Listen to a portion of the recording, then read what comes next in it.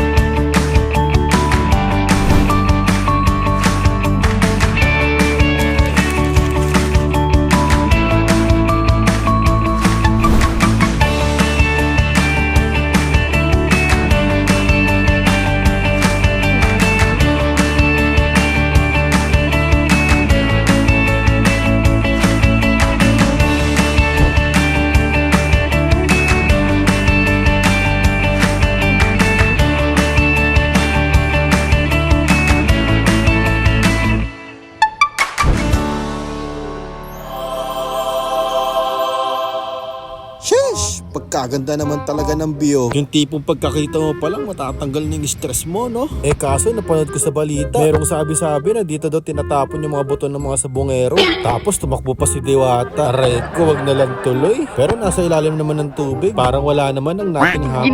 Kaya okay na rin siguro. Pero sa kabilang banda, andito kami ngayon, tamang pahinga lang. Tamang upo habang nanonood ng TV. It's showtime in Chilyarn. At syempre, para sa ibang mga manonood natin dyan na gusto ma-experience at makita ng mga nagagandahang Taal Lake view na merong boto ng mga sabongan. Syempre, dito lang yan sa may Clock Up. Maraming mga rooms na pagpipilian sa presyong abot kaya at hindi mo pagsisisihan. Nakakanoks nag-promote pa ng apps, oh. Kala mo talaga babayaran siya. Pero anyway, sa dito kami ngayon, tamang chill lang, oh. Grabe ang view na yan. Maghahapon na kasi yan, kaya ganyan yung mga kalangitan. Ganyan, tamang sightseeing lang. Ganyan lang mga makikita mo, mga dumadaan na car. Syempre, after namin yan, tamang TikTok lang din. Kala mo talaga mga TikTokeries, eh, no? Mga panggap kayo, boy. Eh syempre, after ng mga kaganapan, andito kami ngayon sa may kabilang building para pumunta sa aming dalawang kasama para kumain. Hindi ka magugutom-gutuman dyan, girl. Check. Damn. With Louis Vuitton. Yeah. Oh yeah. Katok ka nga, tapos sabay takbo.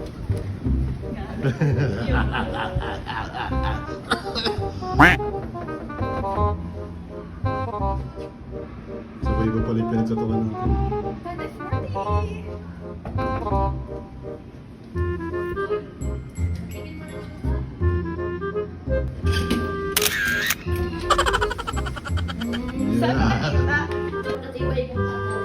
Tignan mo, ako na nag-adjust, oh.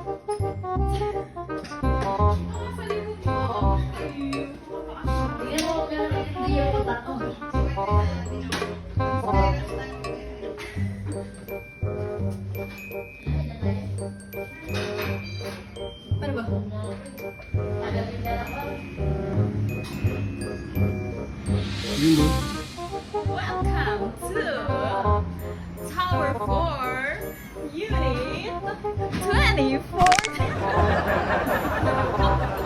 Pupunan tayo umuwi, mundo'y tahimik.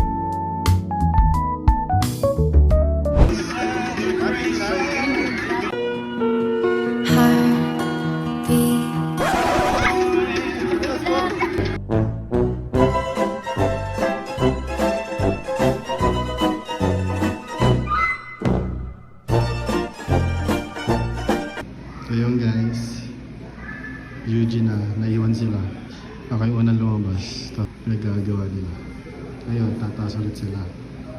So, ayun, naghihintay. Diba? Sinala nila yung 5 minutes and 330.3 seconds ng buhay nila.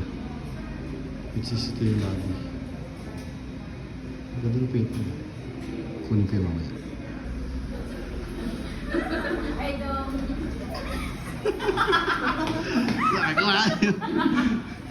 Sinayang niyo yung 2 minutes ng buhay niyo, ha?